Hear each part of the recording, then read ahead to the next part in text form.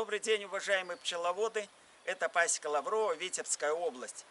Сегодня 6 мая. Мы приехали на эту пасеку, хотя у нас сегодня неважная погода, то ветер, дождь. Мы перерывами работаем, но мы пасеку эту подготовили.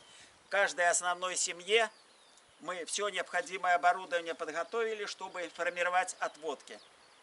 Дело в том, что погоды пока нет, мы не можем начать формировать отводки, потому что я вам объяснял почему. Мы ждем тепла, в этом году необычно все, не можем дождаться тепла, но уже по прогнозам, как будто в субботу уже будет потепление, дождей не будет, солнышко, а в воскресенье там 25 градусов тепла, то есть уже придет тепло, как я уже объяснял вам.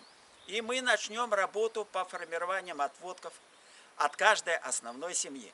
Когда я просматриваю комментарии от вас, я вижу, что не каждый пчеловод понимает того, что я формирую отводки от всех семей на моей пасеке. Почему я переношу и подселиваю семьи сильные, переношу рамки от очень сильных семей в сильные семьи. Некоторые даже говорят, почему в сильные семьи, а не в те семьи, где 4 рамки расплода, где 5 рамок.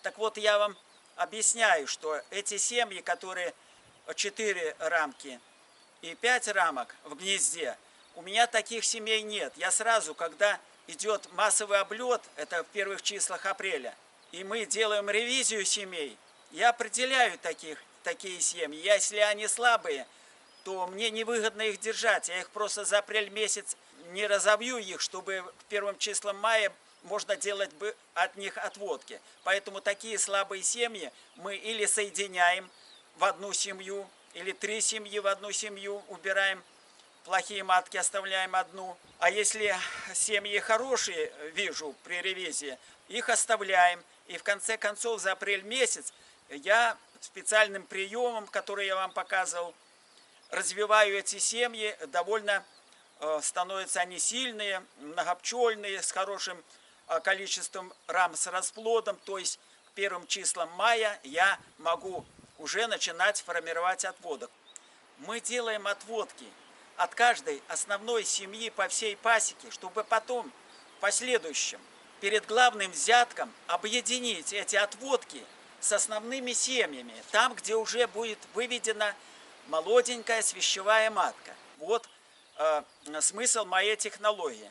Все дело в том, что это моя такая технология, чтобы сделать отводки в начальных числах мая, чтобы потом основные семьи, вот основные семьи, а здесь у нас будет формироваться сзади отводок, чтобы в первых числах мая сделать отводок, а эта основная семья будет себе выводить свящевую маточку.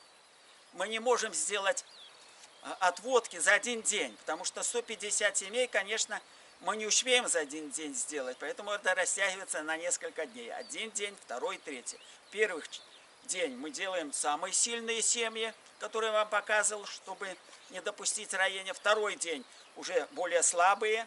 Вот почему мы переносили раму с расплодом там, где 11 рамок в ту семью.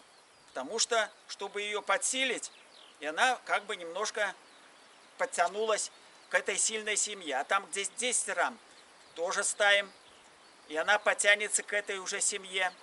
И так первый день сильные семьи, второй более слабые, третий день еще чуть слабее. И у нас все получается правильно, и по работе у нас все идет в темпе.